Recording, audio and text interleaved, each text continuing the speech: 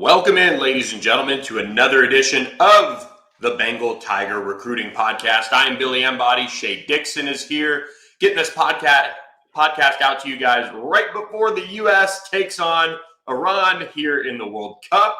So hope you guys enjoy that game and then enjoy the podcast after you guys get done with that, maybe to and from wherever you're watching it at. But lots to talk about on this podcast. And we're going to lead off with kind of the bad news and then go through it and reset everything for you guys with the transfer portal heating up, a big target deciding on Thursday, as well as maybe LSU finally getting that positivity from me on a five-star prospect. So, Shea, we're going to talk about all of that. Let's lead off. We talked about three guys who could be flipping away from LSU on last week's podcast. And we saw two of those dominoes drop, and they were both on the opposite ends of the flipping spectrum at the time we recorded the podcast. So let's lead off with the one that was most likely to flip, and we saw the first domino of that fall with his decommitment. Joshua Mickens, the four-star edge prospect out of Indianapolis, decommitted from LSU this week. He's fresh off that Ohio State official visit. Seems like this one is going to trend quickly to the Buckeyes down the stretch here. Yes, and we'll sandwich some good news in between the news of guys, maybe not so good news on the recruiting front that most people already know about, so not a big shock here. I will say we got a reply from I was tweeted at from Brent at Brent A. Morgan. Love the pod. However, Shea, you need a better computer, faster internet, or a better mic. And I think he's hitting on the better mic. I can confirm I have sent over my mic request. It has been ordered. I will have a new mic by the next pod. So good news on that front for everyone who's tired of listening to me talk through what I believe is just picking up on my Logitech camera. Now, housekeeping done, moving on. We were not shocked by the Mickens news, Billy. You've caught up with Mickens plenty throughout the process. We've talked about this on the site. Mickens has talked about this before, but over the past year, I should say, his father passed. Being close to his mom, it wasn't a make or break thing, but when you're from Indianapolis and Ohio State comes offering a month before signing day and you make a visit there and everything checks out, it's not a surprise to see him flip. Now, he hasn't flipped yet. He's simply decommitted. He put out a very nice statement about LSU, thanking Brian Polian and Brian Kelly, who had both been at Notre Dame and recruited him, and now doing the same at LSU, obviously, taking his commitment. Gave a shout out to the fans, and said it, I appreciate everyone for kind of backing me and being on board with me being committed, but now I'm going to reopen things. So unless I've missed it, unless it happened in the past morning, Billy, I guess he's still not committed, but all signs are pointing to Ohio State. Correct. Yeah, nothing that I've seen so far, but yeah, we are expecting him to pick Ohio State. Maybe he's letting the dust settle. Maybe he's seeing if there is another closer to home option that pops up. But all signs do point to the Buckeyes winning that recruiting battle. We also saw Duron Reed, four-star top 50 prospect out of Carver High School in Georgia. As soon as we got off that pod, you spoke to a source who said, hey, sound the alarm. And then the next day, we caught up with sources, and the alarm was still sounding. Something wasn't right with him.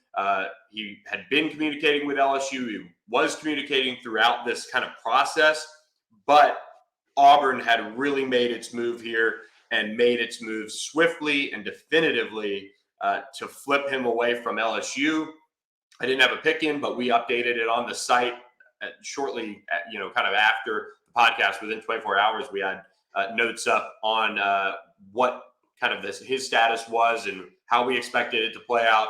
And sure enough, by the end of the weekend, he had flipped to Auburn. This is where, somebody that, can play closer to home. I don't think that was the big part of it, but he's certainly, a nearby prospect, just 45 minutes or so away from Auburn.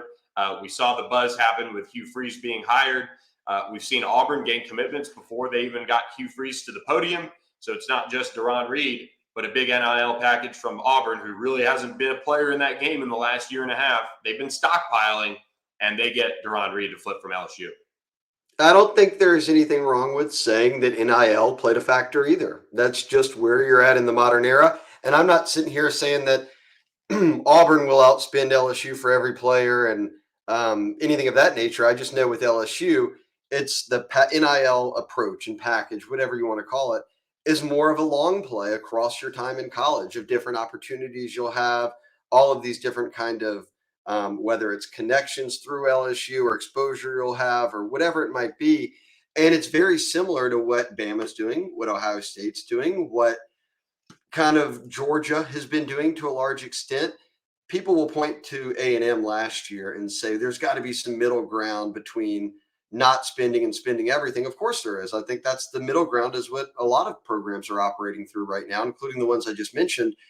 I think in the emergence of Auburn, Billy and Duron Reed, who we're talking about, was committed to LSU, flips to Auburn. And as you noted, he had been at Auburn a bunch all year. He lives basically Hammond to Baton Rouge, shorter than Lafayette to Baton Rouge of where he lives compared to Auburn's campus. But Auburn didn't even have a coach and he committed. So there is the reality that there was a pitch being made beyond just here's what the staff looks like, which they had no clue what the staff will even look like at that point. So again, there's middle ground. I think LSU's operating it. I think Auburn is trying, and we've seen it now in the past week, to make a splash with some guys that are from around their neighboring states that they can get on board that had visited before and kind of light a spark to the start of the Hugh Freeze era. No shock. So better for LSU to find that out right now before the portal opens and before signing day gets here than, him flip on signing day. Yeah, and I'll note one thing too. Cadillac Williams is being retained by Hugh Freeze. He's going to be associate head coach. He had been, one of the guys recruiting Duron Reed there. But you mentioned NIL. You mentioned, things beyond the staff. I got a text from a source within the SEC after it happened. Said, "Look, the South Georgia boosters for Auburn sometimes they are no joke. It is kind of open season. Auburn is going to go and try to make a splash here. They're a school to watch down the stretch for a lot of prospects. And you noted that on the board. This isn't just a LSU problem, and it's not a problem. It's just a reality where there are some schools that are circling a handful of commits at an Alabama, at a Georgia, at a wherever, especially in the SEC. They're saying we're going to make our run on those guys and try to make some fireworks happen and go off. Auburn was one of the schools to get that done with Duron Reed early on, and we're not even in December yet. This is going to be one of those roller coasters between the portal and high school recruits making those final decisions and those final official visits.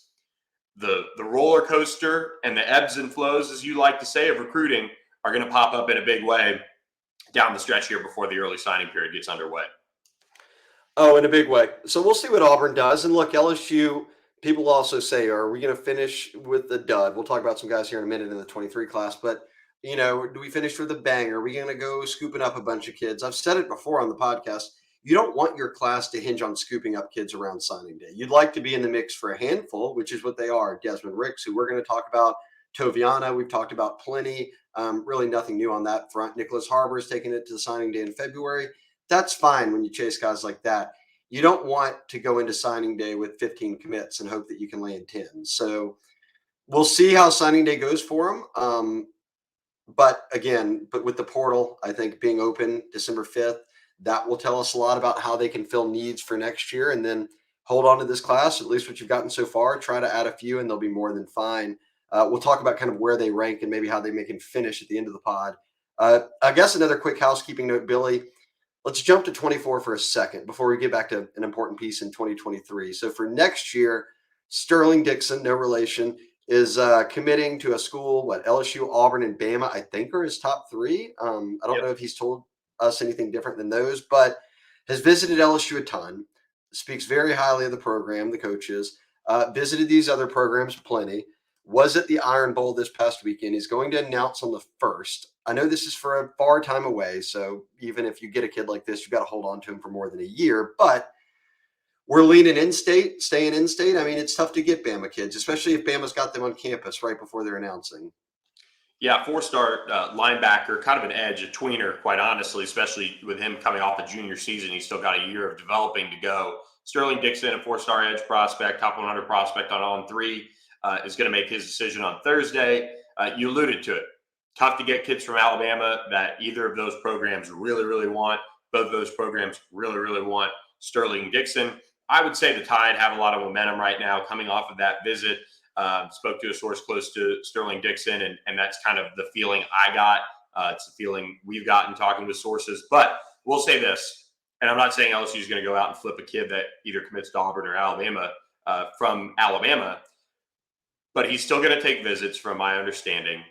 He's still somebody that all three programs are going to recruit and watch how he develops, because I'm in the belief that he can be an edge prospect, but he's rated as a linebacker. He got switched to that earlier this year by On3 and a couple other recruiting services, I believe. So his development is going to be one to watch, and I think he's got a good path that he's going on. Where is he going to play at the next level? Will that impact where he ends up when he kind of goes through these visits, watches things unfold? So we'll have coverage on Thursday. Sterling Dixon going to announce.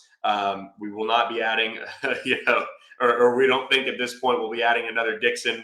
You guys will have to really monitor on the site, I guess. But a long way to go on that one. So at least check it out. Who knows? Maybe LSU surprises and reels them in. On the good news front, back to 23. Let's get back to the. We're a month out from signing day. We can't put too much focus onto juniors in high school right now. Absolutely not, which is why we're going to talk about one of the most highly recruited guys left out there in the country, 5-star cornerback Desmond Ricks out of IMG. He is set to check out Florida for his official visit this weekend. He'll go to Alabama next weekend, and then he will go to LSU for that last official visit before signing day. Coaches will go in home with him and his family now that he's going to be back in Virginia with his whole family. He had been down at IMG for school and football. He is rolling into this month, I would say, an LSU lean from what we've heard. And this isn't necessarily new, but the information that we got, and we posted on the BengalTiger.com, which if you haven't picked up a subscription, go check it out. $1 for a year, and you get the Bengal Tiger Founders Club hat. People have been jumping on board and picking those up. DM me, check on the site. If you need to claim your hat, there's a thread on there. If you can't find it, we'll bump it. We bump it every couple of days, and you can get that ordered in time for early signing period and the holidays to wear around. Desmond Ricks is somebody that I've been a little worried about and still am. There's a long time to go until December 22nd when he announces his decision. But I did get some better information about, hey, look, here's where things stand with the pecking order and NIL, which I think is a big piece of his recruitment.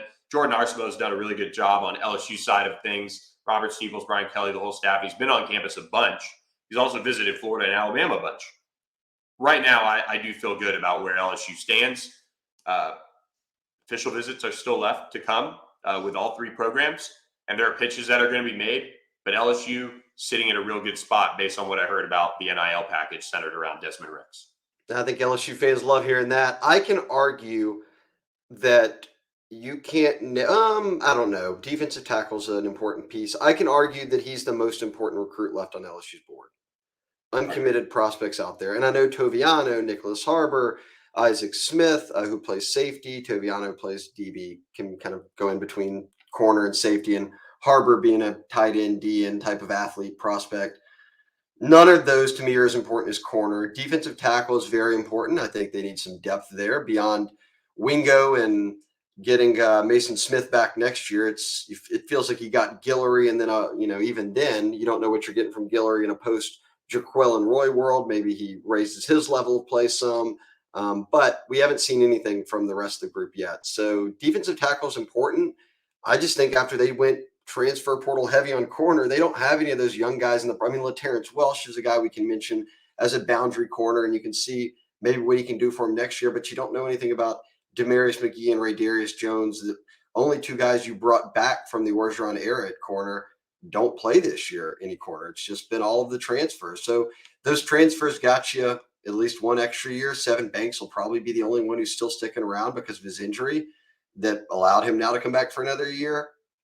I know they have corners in this class. They don't have any as good as Desmond Ricks. Yeah, and he's an early enrollee too. So wherever he goes, and if it's LSU, he can get in there, add some weight, add some mass. He needs to do that. But again, you talk about adding a talent of Desmond Ricks. Very, very important. And I think perception-wise too, this is a guy you're going head to head against Alabama and Florida. Corey Raymond, who reeled in Kamari Wilson and has had his fair share of recruiting wins. And he's at IMG, which is a tough school. Everybody recruits IMG. So even to get into a Final Three is kind of tough to do. Exactly. And it would be a huge statement for LSU to beat Alabama, especially head to head, not only on the field, which they already did, but in a battle where, look, Bama was in it for Cormani McClain. They didn't get him. Desmond Ricks, another huge type of prospect that, look, LSU with this new era, it would make a huge statement with where things are headed. They have a top 10 class right now. I think with the defections, I don't know the exact ranking, but they have 3 5-stars committed. Things are on the right track, but to get somebody like that during the early signing period to announce would be just so massive. And then he would factor in right away for playing time too. So that would be huge. Yeah, I just think as I look at the roster rebuild that's in front of Brian Kelly and the staff, corner was like issue number 1 a year ago, and I almost think it is again now. So we'll see. I think it'd be a big pickup for him. You'd obviously you want to get back to recruiting those freshman, high school, high-level cornerback prospects. Desmond Ricks would be a great way to kind of start that. And you've got some other guys, obviously, in this class that can help build that initial foundation and go from there. So, yep, as you said, he still has Bama, Florida, or I don't know what order that's in, Florida, Bama maybe.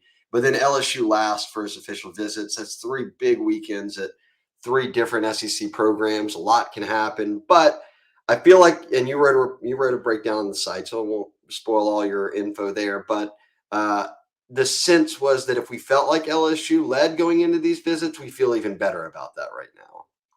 Absolutely. So we'll see how they close it out with Desmond Ricks. The transfer portal, though, just about starting to pick up. We're seeing guys declare their intentions to enter the portal. We've seen FCS guys, which I don't think LSU will be too involved with guys there. But we've seen Kyle Morlock, tight end out of D2, shorter college, enter and pick up an offer from LSU. But the FBS portal window opens on December 5th. Shea, you said it on the board, and you'll say it again on the podcast. We don't anticipate guys entering really before the SEC championship and kind of taking away from that.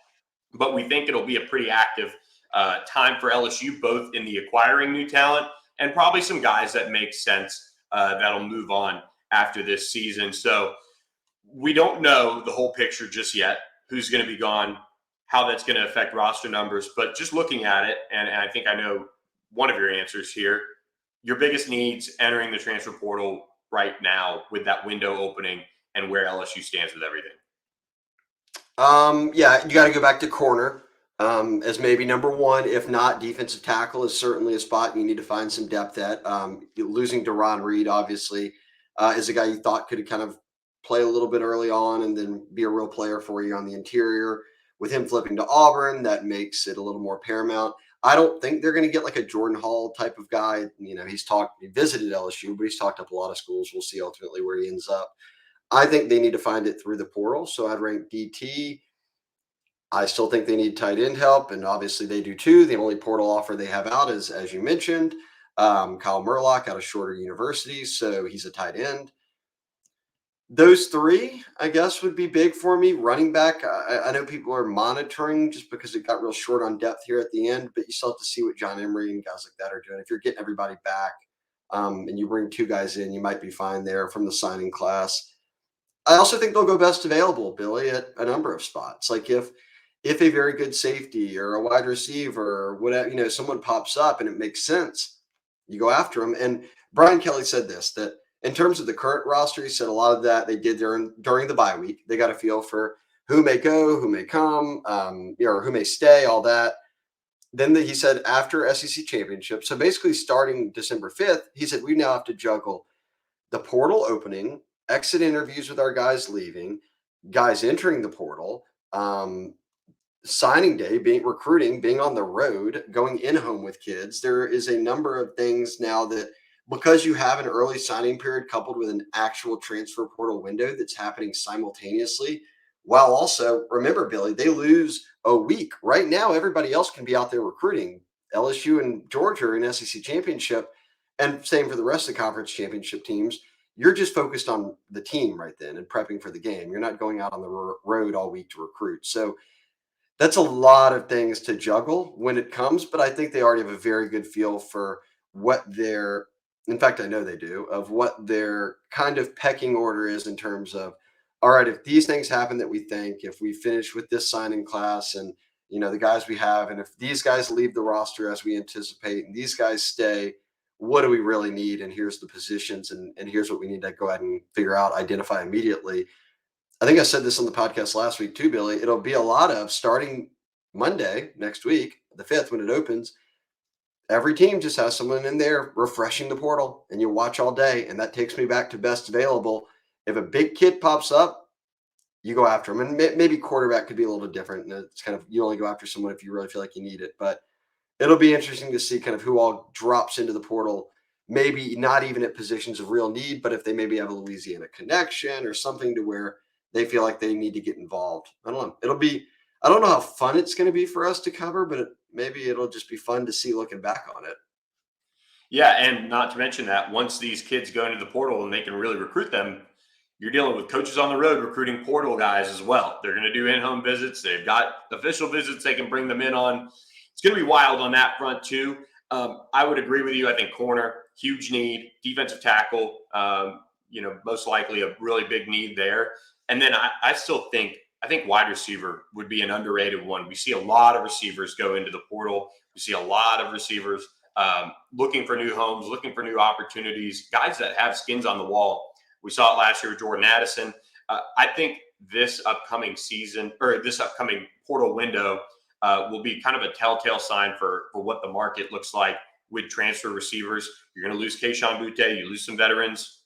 And I still think after, watching this kind of group this year, they need to inject, maybe a portal ad there, somebody that can take the pressure off of a Shelton Sampson, a Jaylen Brown, if he does in fact ink with LSU, which we're hearing good things, a Kyle Parker, Kai Preon, all those guys to kind of develop. I mean, remember Terrace Marshall, who was coming off his injury, but especially Jamar Chase. Wasn't Jamar Chase when he first walked in the door, and you saw the talent, you saw where it was going, but it wasn't like he came in and was a 1,200-yard receiver. It's a hard adjustment, and so adding a veteran receiver is something that I would do, and it comes down to best available. Kind of the same thing you were talking about. If you get the opportunity to do something like that, I think LSU does it. And I think that's an underrated kind of position when looking at the portal needs. It's probably not talked about enough. And we've seen some big names already kind of enter. Dominic Lovett from Missouri, some other guys with St. Louis ties, where a Robert Steeples could get involved like he did with Mekhi Wingo, guys like that. I think Jamar Cain, with how he's recruited nationally in the past, could really get involved with some of those guys, especially at defensive tackle across the country. We'll see names pop up. Obviously, ton of rumor mill around Texas A&M, of course, which has kind of died down a little bit since last weekend, unfortunately. But that's still a program that we've seen guys enter the portal or announce their intentions, and there's going to be some turnover there. Can LSU capitalize on it with the right guys? Will be something to watch, and we'll kind of see where it goes from there. Yeah, I also want to point out one thing that will be interesting to watch. LSU took as many transfers as USC, Ole Miss. Those three took well more than anyone else in college football a year ago. You saw it pays off for them too. Ole Miss had a great start to the season. They stumbled down the stretch, but USC playing great, LSU winning the West, playing for an SEC championship. Beyond Tyler Steen, correct me if I'm wrong, Tyler Steen was a Vanderbilt offensive tackle. He visited LSU, ultimately went to Bama and started there this year. I think they signed 16 guys out of the portal. I can't remember anyone other than Steen who they really got in on that they didn't get. So you feel like they're being selective to a point where if they actually do get in with a kid, they feel very good about their chances. They feel good about the fit. Probably half that group was from Louisiana. So I don't think they're just going to be throwing around offers and getting in there with every kid who hits the portal. I think it'll be a very direct approach to what positions they need, what kind of guys they want, where they might be from. But it'll be interesting to watch. They won't take as many as last year. We know that. 25. Oh, whoa. Let me back myself up now. I've been saying 25 commits for a while now. I think they're down to 23. 23 commits? Yeah, way to let people down there, Shea. 23, My that's bad. just where they're at. I My would bad. say we've talked, I see anywhere from 8 to 12, depending Portal on guys. portal guys, depending on, That's a large number for me. I bet it's 7 to 10, but I don't know for sure. yeah, little overlap on our numbers there. But I would say this: there are guys that maybe surprise and enter the portal or go pro. I think Makai Garner is a guy that has one more year. Indications are, at least, and we posted this on the board. He could very well turn pro. He's somebody that has played a lot of football. He has tape out there. He had a decent season. Could just go try his hand at the pro ball. I don't think so, huh? Wouldn't surprise me. Wouldn't I didn't. surprise me. But Are you I talking about think the Makai good thing with the Wingo? staff is they probably, during this week, have had meetings and have had these talks with players and kind of gotten an idea of what their plans are after SEC championship with the window, or have already gauged their interest in trying the pro waters. They'll have a really good feel for this roster. I think that's one thing with the off-field staff, especially that, building the portal database and guys to monitor and all those things. It's part of their job. They've got a real good feel for that. Were you talking about who were you talking about? Wingo? No, Makai Garner. Oh, when you said Makai, I thought you said Wingo. I was like, I think he's only a sophomore. You're scaring people, Billy. Yes, Garner, I do think will go pro. I think he's the best corner they had this year. He put out more than enough film, I think, to be between here and UL to have enough for an NFL combine and draft or whatever it might be. But I'm okay. So I was wrong. 23, obviously. They've lost a couple commits. They are now number 6 in the updated On3 consensus rankings. Bama, Georgia, Notre Dame, Ohio State, Texas are in the top 5. Florida on LSU's heels. LSU's got a little bit of distance on them. Then Oklahoma, Clemson, Miami to round out the top 10. So no major surprises there. It's pretty much your who's who. A&M's not in that group, which I think normally they're sitting at 17, would be a team that can find themselves in that mix. USC the same, sitting outside the top 10. When you look at how they could finish here, and we're not going to name names because we do that on plenty of pods and we'll do it in the future, but 23 commits, you know who's left on the board. You're getting a feel for what the top 5 and the top 10 looks like. I have said I think they finish somewhere between 4 and 6. They're at 6 now. I am going to expand that to somewhere between 4 and 7. But I think that if they do land some of these guys late, we talk about a Desmond Ricks, you're more well on your way to being in the top, closer to 4 than 7. Not that any of this matters. As long as you've addressed your needs, you're happy as a staff. Fans love to debate the recruiting rankings. So Billy would say top 4 to what? They're not finishing above top 4, I don't think. I have a hard time seeing them finish in the top 4. I would say 5 to 7. I think Ohio State's got a chance to close some guys. Who knows what A&M does? With some changes and maybe some revitalization of that staff in College Station, and they can make a run and close strong. I mean, they're still after guys like Peyton Bowen, 5-star safety who's teammates with Ryan Yates. That would be a major mover. I would say anywhere from I think 5 to 7, and I think that would be a really nice haul. And Okay. Other schools are going to get more commits. Other schools are going to get more talent added.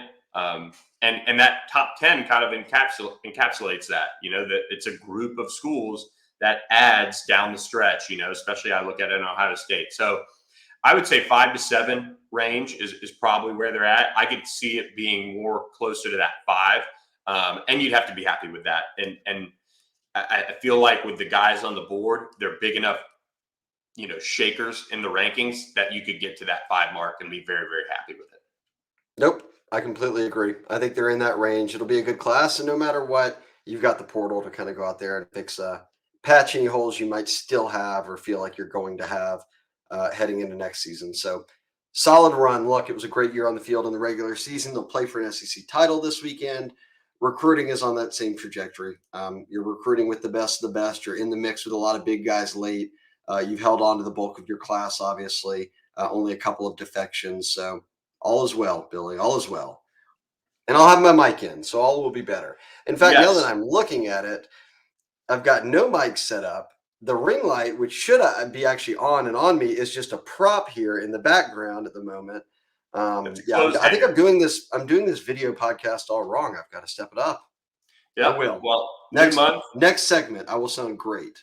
Yes, new month of December. The next time we will be chatting with you guys, the portal window will be open by that point. So a ton to talk about. And who knows, maybe we're talking about the impact of an SEC title game win. We'll see if LSU can circle the wagons and beat Georgia. They've got a tough test this weekend in Atlanta. Shea Dixon and Matthew Bruni will be in Atlanta for that game. Be sure to say what's up to them. Show them your Founders Club hat if you've jumped on board with the hat.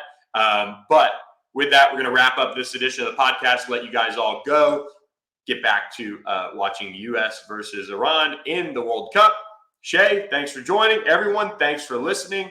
Be sure to hit that subscribe button on our YouTube page, please, and give us a follow and share the podcast with whoever you think should listen to it. So with that, for Shea Dixon, I'm Billy Emby. Thanks for listening, everyone, and we will catch you guys next week with another edition of the Bengal Tiger Recruiting Podcast.